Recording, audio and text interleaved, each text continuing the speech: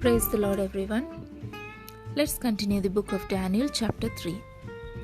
King Nebuchadnezzar made a gold statue, 90 feet tall and 9 feet wide.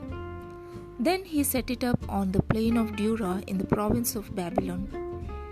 Then he sent messages to the princes, prefects, governors, advisors, counselors, judges, magistrates, and all the provincial officials to come to the dedication of the statue he had set up.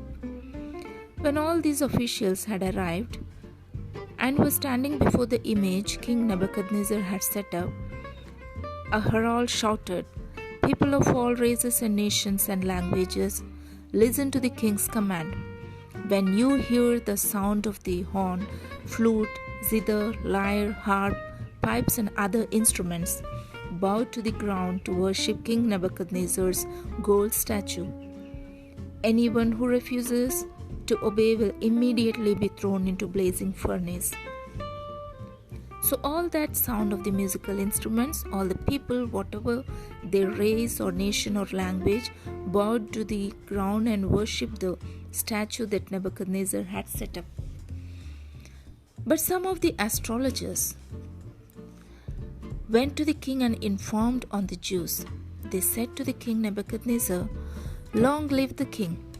You issued a decree requiring all the people to bow down and worship the gold statue when they hear the sound of the musical instruments. That decree also states that those who refuse to obey must be thrown into blazing furnace. But there are some Jews, Shadrach, Meshach, and Abednego, whom you have put in charge of the province of Babylon. They have defied your majesty by refusing to serve your gods or to worship the gold statue you have set up."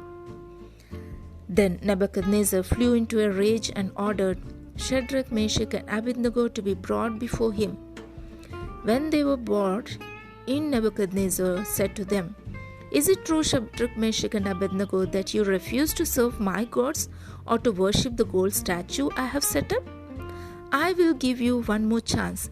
If you bow down and worship the statue I have made, when you hear the sound of the musical instruments, all will be well. But if you refuse, you will be thrown immediately into the blazing furnace. What God will be able to rescue you from my power then?"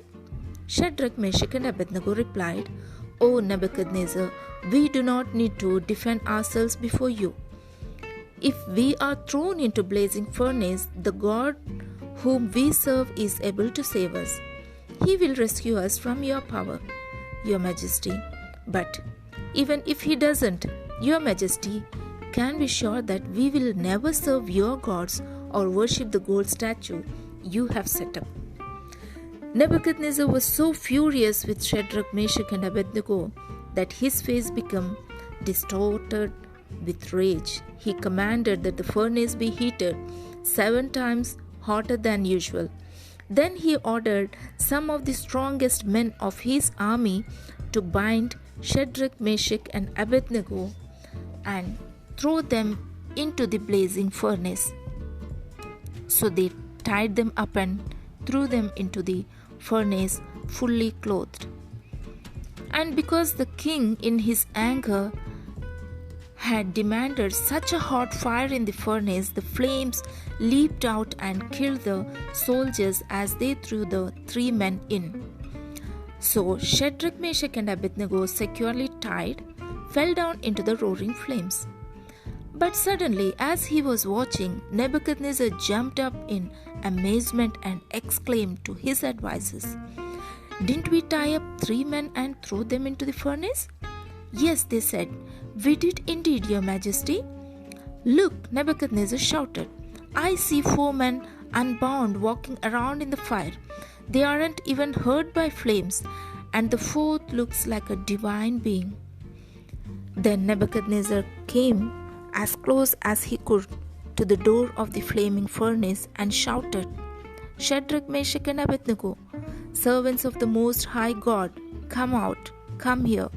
So Shadrach, Meshach, and Abednego stepped out of the fire. Then the princes, prefects, governors, and advisors crowded around them and saw that the fire had not touched them. Not a hair on their heads were singed, and their clothing was not scorched. They did not even smell of smoke. Then Nebuchadnezzar said, "Praise to the God of Shadrach, Meshach, and Abednego. He sent his angel to rescue his servants who trusted in him. They defied the king's command and were willing to die rather than serve or worship any god except their own God. Therefore, I make this decree: if any people, whatever their race or nation or language, speak a word against the God of Shadrach, Meshach, and Abednego, they will be torn limb from limb, and their houses will be crushed into a heap of rubble. There is no other God who can rescue like this." Then the king promoted Shadrach, Meshach, and Abednego to even higher positions in the province of Babylon. Here we finish chapter 3. We'll continue with 4th chapter in our next episode. Till then, bye-bye, take care.